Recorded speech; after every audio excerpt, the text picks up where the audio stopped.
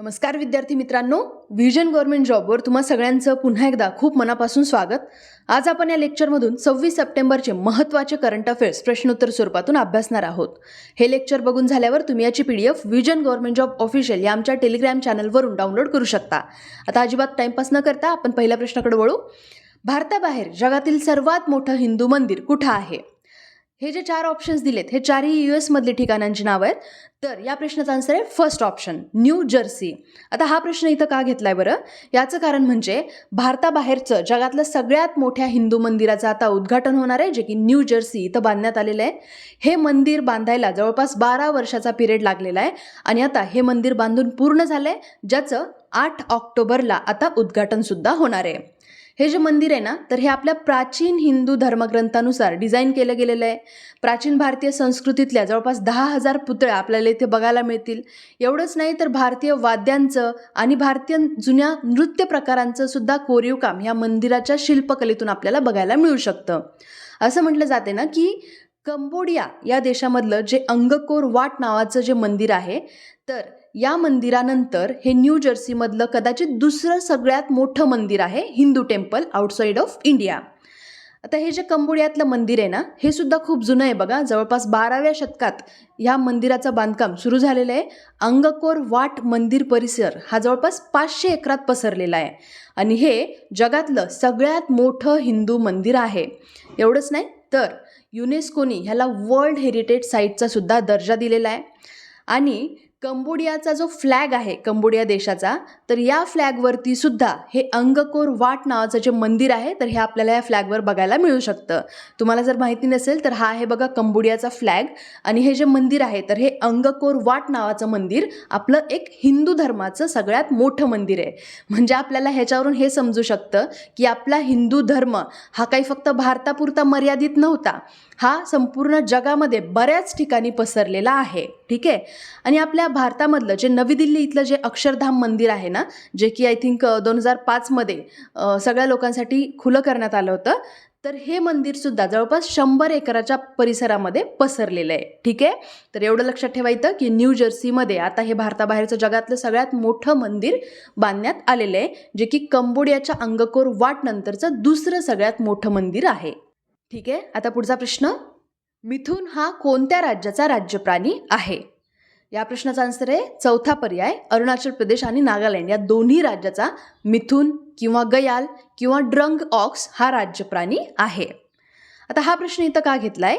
याचं कारण म्हणजे रिसेंटली या मिथुन नावाच्या प्राण्याला आपल्या FSSAI कडून फूड ॲनिमलचा टॅग मिळालेला आहे. FSSAI म्हणजे काय? तर हे आपलं भारतीय अन्न सुरक्षा आणि मानक प्राधिकरण आहे. तर या FSSAI कडून आता ह्या मिथुन किंवा गयालला फूड ॲनिमलचा टॅग मिळालेला आहे. लास्ट इयर पण बघा या प्राण्याला हा फूड ॲनिमलचा दर्जा मिळाला होता. आता हा दर्जा इम्पॉर्टंट का असतो? याचं कारण म्हणजे शेतकऱ्यांना आणि आदिवासी ग्रामीण समुदायांना पशुपालनासाठी किंवा ह्या प्राण्यापासून आर्थिक फायदे आता मिळवता येऊ शकतात. एवढंच नाही तर शेतकरी आणि अन्न प्रक्रिया करणारे जे उद्योजक असतात, तर त्यांनासुद्धा या प्राण्यापासून आता आर्थिक फायदा करून घेता येऊ शकतो. जसं की ह्याचं मांस विक्री करून किंवा ह्याचं कातडी वगैरे विक्री करून. तर अशा वेगवेगळ्या पद्धतीनं हा जो प्राणी आहे ह्याच्यापासून आता आर्थिक लाभ शेतकऱ्यांना किंवा तिथल्या आदिवासी समुदायांना करता येऊ शकतो. आता एवढंच नाही तर एक ॲपसुद्धा लॉन्च केलेलं आहे बघा, त्याचं नाव आहे M-अनित्रा ॲप. हे ॲप आपल्या भारतीय कृषी संशोधन परिषदेने मिथुन हा शेतकऱ्यांना चांगल्या किमतीत विकता यावा किंवा घेता यावा यासाठी हे ॲप डेव्हलप केलेलं आहे. नाव लक्षात ठेवा, M-अनित्रा ॲप. आता हा जो मिथुन आहे ना, तर ह्याची संवर्धन स्थिती काय आहे? तर यावरती सुद्धा आयोग प्रश्न विचारू शकतो.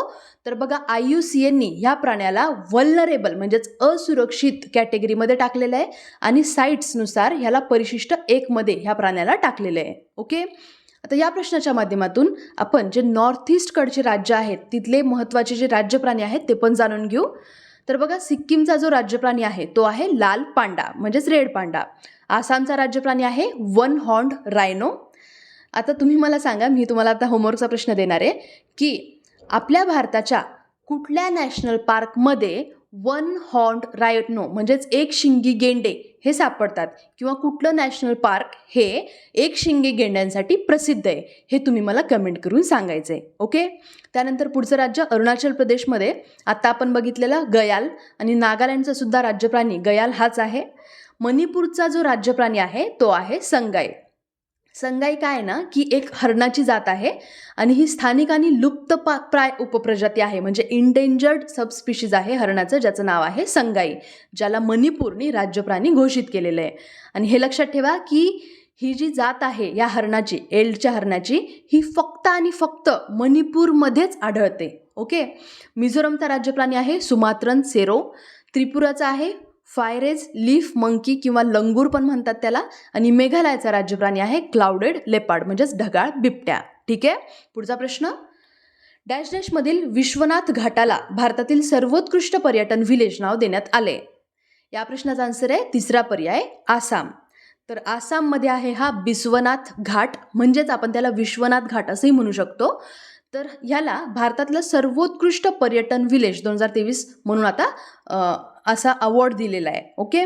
आता हे जे अवॉर्ड आहे किंवा या टायटलसाठी ही निवड कोणी केली आहे, तर आपल्या भारतीय मंत्रालयाने 2023 मधलं भारतातलं सर्वोत्कृष्ट पर्यटन गाव म्हणून या विश्वनाथ घाटाची निवड केलेली आहे, जे की आसाममध्ये आहे. याच्यामध्ये बघा ही जी निवड आहे ना ती टोटल आपल्या भारतातल्या 31 राज्य आणि केंद्रशासित प्रदेशांमधल्या 791 अर्जांमधून ही निवड करण्यात आलेली आहे. हे गाव खूप छान आहे, तुम्ही यूट्यूबवर सर्च करून बघू शकता. ब्रह्मपुत्रा नदीच्या किनारी आहे आणि ह्याला गुप्त काशी म्हणून सुद्धा आधी हे ओळखलं जायचं. प्राचीन विश्वनाथ मंदिराच्या नावावरून ह्याला हे विश्वनाथ घाट असं नाव देण्यात आलेलं आहे. आणि गुप्त साम्राज्याच्या काळातली जी काशी आहे तर ह्याला पॅरलल एवढं महत्त्व आहे या विश्वनाथ घाट या गावाला. या प्रश्नाच्या माध्यमातून थोडक्यात आसाम या राज्याबद्दल पण जाणून घेऊ. तर बघा नॉर्थ ईस्टकडचं सगळ्यात महत्त्वाचं सगळ्यात मोठं असं हे राज्य आहे आसाम. याच्या उत्तरेला भूतान हा देश आहे आणि अरुणाचल प्रदेश हे राज्य आहे. पूर्वेला नागालँड आहे, मणिपूर आहे. याच्या दक्षिणेकडे जर आपण बघितलं तर बघा इथे मेघालय, त्रिपुरा आणि मिझोरम ही राज्य दिसत आहेत. आणि ईशान्य भारतातल्या 7 राज्यांपैकी आसाम हे सगळ्यात मोठं राज्य आहे. ठीक आहे. इथे काही जे नॅशनल पार्क्स आहेत, दिब्रू सैखोवा, काझीरंगा, मानस राष्ट्रीय उद्यान आणि नामेरी राष्ट्रीय उद्यान, या नॅशनल पार्क्सपैकी काझीरंगा राष्ट्रीय उद्यान आणि मानस वन्यजीव अभयारण्य या 2 ठिकाणांना युनेस्कोने वर्ल्ड हेरिटेज साईटचा दर्जा सुद्धा दिलेला आहे. ओके. पुढचा प्रश्न, मध्य प्रदेश सरकार शाळांमध्ये जीवन कौशल्य शिक्षण कार्यक्रम सुरू करणार आहे, त्याचं नाव काय? हा प्रश्न सुद्धा महत्त्वाचा आहे बघा. तर या प्रश्नाचा आन्सर आहे सक्षम. तर रिसेंटली मध्य प्रदेशच्या गव्हर्नमेंटने मॅजिक बस इंडियासोबत एक करार केलेला आहे. मॅजिक बस इंडिया काय आहे, तर ही जी एक फाउंडेशन आहे, ना नफा तत्वावर चालणारी ही एक संस्था आहे. तर ह्या दोघांमध्ये एक करार झालेला आहे. कशासाठी, तर सरकारी शाळांमध्ये जीवन कौशल्य शिक्षण सुरू करण्यासाठी. आणि या प्रोग्रामचं नाव आहे सक्षम. तर हा एक जीवन कौशल्य शिक्षण कार्यक्रम आहे. या कार्यक्रमाचा उद्देश काय आहे, तर मास्टर ट्रेनर आणि सरकारी शाळेतल्या शिक्षकांना सक्षम करणं हाच या प्रोग्रामच्या मागचा उद्देश आहे. हा जो कार्यक्रम आहे तर हा राज्यातल्या 20 जिल्ह्यांमध्ये आणि 89 ब्लॉकमध्ये हा राबवण्यात येणार आहे.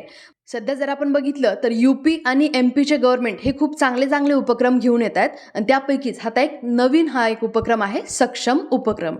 ठीक आहे. पुढचा प्रश्न, I2U2 गटामध्ये खालील कोणते देश सदस्य आहेत? आता हा प्रश्न इथं का घेतलाय तर हे मी तुम्हाला पुढे सांगणारच आहे. त्यापूर्वी ह्या प्रश्नाचा आन्सर बघा. भारत, इस्रायल, UAE आणि US, तर हे 4 देश हे I2U2चे सदस्य आहेत. आता हा प्रश्न इथं का घेतलाय याचं कारण म्हणजे I2U2 या ग्रुपनी रिसेंटली एक नवीन संयुक्त अवकाश उपक्रमाची घोषणा केली आहे, म्हणजेच नवीन जॉईंट स्पेस व्हेंचरची घोषणा केलेली आहे. ही घोषणा त्यांनी न्यूयॉर्कमधल्या संयुक्त राष्ट्र महासभेच्या 78व्या सत्रामध्ये केलेली आहे. आता हा उपक्रम हे जॉईंट स्पेस व्हेंचर काय आहे, तर हा अंतराळ उपक्रम या 4 भागीदार देशांच्या अवकाश आधारित निरीक्षण डेटा आणि कॅपॅसिटीचा वापर करण्यासाठी हा नवीन उपक्रम घोषित केलेला आहे. म्हणजे काय, तर सोप्या भाषेत सांगायचं म्हणजे 4ही लोकांना स्पेसबद्दल जी काही इन्फॉर्मेशन मिळालेली आहे किंवा ज्या 4ही देशांकडे ज्या कॅपॅसिटीज आहेत तर ह्या एकमेकांसोबत शेअर करणं, तर अशा पद्धतीचा हा न्यू जॉईंट स्पेस व्हेंचर असणार आहे. थोडक्यात आपण या प्रश्नाच्या माध्यमातून I2U2 बद्दल पण जाणून घेऊ. तर बघा I2U2 ह्याच्या नावातच आहे 4 देश, ते म्हणजे भारत, इस्रायल, UAE आणि US. तर हा जो गट आहे ना, ह्याची स्थापना ऑक्टोबर 2021 मध्येच झालेली आहे. I2U2चं उद्दिष्ट काय आहे? तर पाणी, ऊर्जा, वाहतूक, अंतराळ, आरोग्य आणि अन्न सुरक्षा, तर या 6 परस्पर ओळखल्या जाणाऱ्या क्षेत्रांमध्ये संयुक्त गुंतवणुकीला प्रोत्साहन देणं, तर हा या I2U2चं मुख्य पर्पज आहे. ओके, आता पुढचा प्रश्न. अंत्योदय दिवस कोणाच्या जयंतीनिमित्ताने साजरा केला जातो? हा प्रश्न सुद्धा महत्त्वाचा आहे. या प्रश्नाचा आन्सर आहे तिसरा पर्याय, पंडित दीनदयाल उपाध्याय. आता दरवर्षी बघा आपण 25 सप्टेंबरला अंत्योदय दिवस हा साजरा करत असतो. का बरं? तर पंडित दीनदयाळ उपाध्याय यांच्या जयंतीनिमित्त. हे कोण होते पंडित दीनदयाळ उपाध्याय? तर हे भारतीय जनसंघाचे सहसंस्थापक आहेत. एवढंच नाही तर ते RSSचे विचारवंत सुद्धा होते. अंत्योदय दिवस असं का बरं म्हणतात याला? तर अंत्योदयचा अर्थ आहे की गरिबातल्या गरिबांचं उत्थान करणं, अंत्य उदय. ओके, तर हा याचा उत्थान करणं हा याचा पर्पज आहे, म्हणजेच समाजातल्या शेवटच्या व्यक्तीपर्यंत पोहोचणं. तर हाच या दिवसाच्या मागचा उद्देश आहे. लक्षात ठेवा, हा दिवस पहिल्यांदा 2014 मध्ये साजरा करण्यात आला होता, जेव्हा BJPचं गव्हर्नमेंट केंद्रामध्ये आलं होतं. ओके, पुढचा प्रश्न. 3000 षटकार मारणारा पहिला संघ कोणता आहे? या प्रश्नाचा आन्सर आहे आपला भारत. षटकार म्हणजे 6.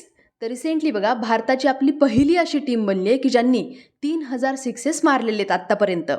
हे रेकॉर्ड कधी बनलंय?